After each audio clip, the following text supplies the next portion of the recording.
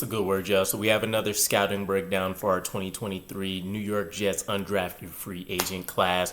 We're diving into some of the weapons that we're hoping maybe can be developed on the back burner. Maybe potentially see the field, but in a deep wide receiver room for us doesn't feel likely. We're talking today about Xavier Gipson from Stephen F.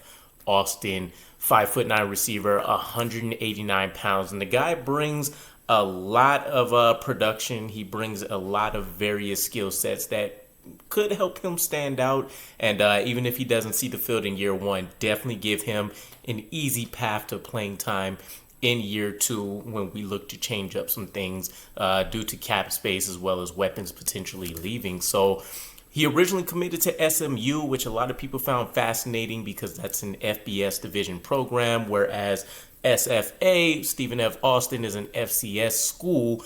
And ideally, the mentality surrounding it was he was going to ultimately be a role player at SMU, whereas with Stephen F. Austin, he could become a starting dominant player. That's exactly what he went out there and proved to that conference, as he went out as a freshman, led his team in receiving basically every year.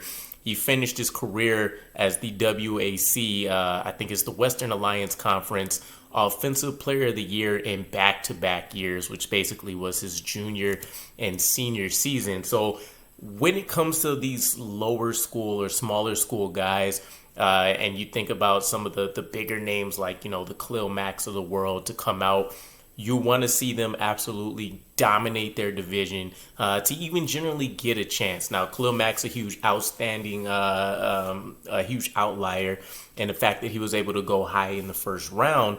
But when you're taking shots on these lower guys, it helps to know that they dominated their division to kind of give you a little bit of confidence in a pick like this, even though it ultimately ended up being an undrafted free agent. So we talked about a lot of the traits he's going to bring: explosiveness, great speed. He's a solid route runner. He's not going to be an aficionado or anything like that by any means, but he's going to be able to go out there and get the job done for you. He has the ability to separate. The program often used him not only as a guy that can catch in traffic to a certain degree, used him on slants, used him deep, which helped him out quite a bit. Great hand-eye coordination, and you see that show up when he goes out there and tracks the deep ball. And what will probably get him on the field the quickest is going to be the fact that not only was he able to go out there and return punts, he was able to go out there and return kicks as well, probably being a more effective punt returner where he's more patient. He's allowed his blocks to develop. He ended up finishing his career with 4 punt return touchdowns, which was great. An effort blocker at his size, you can't necessarily expect a ton. So we'll see how that matches up with our offense. He's a system fit in terms of potential yards after the catch ability. And you see him when it comes to his route running kind of having an affinity for double moves and being able to make some things happen that way. Now, what are some of the things that we're going to need to be concerned about? Not a great catch radius. Again, 5'9". He doesn't have the longest arms in the world or any crazy, physical measurements that are going to help him stand out.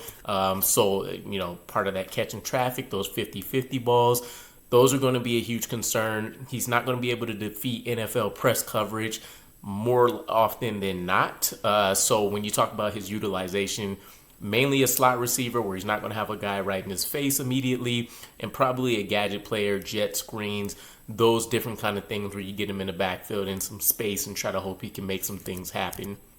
He's going to lose more 50-50 balls than he wins. So speaking of working in traffic, not a guy that did particularly well in that area. He just kind of created situations where that wasn't going to be the case for himself. Wasted some motion breaking in and out of certain routes. So again, not a route running aficionado, but he'll get the job done. Some things that he can fix up to get a little bit cleaner in that area though. Doesn't have the best leverage on his route. So when you want to talk about ball placement, positioning, making things a little bit easier on the quarterback, he's not going to excel in that area either. And then again, kind of being consumed in traffic. This is a guy where basically he has to win on his route or he has to have absolute perfect ball placement in order to kind of have a pretty solid quarterback wide receiver connection there. Ultimately though, taking a look at him, kind of excited for what he could develop into as kind of one of those Wes Welker / Braxton Berrios type guys for an offense like us.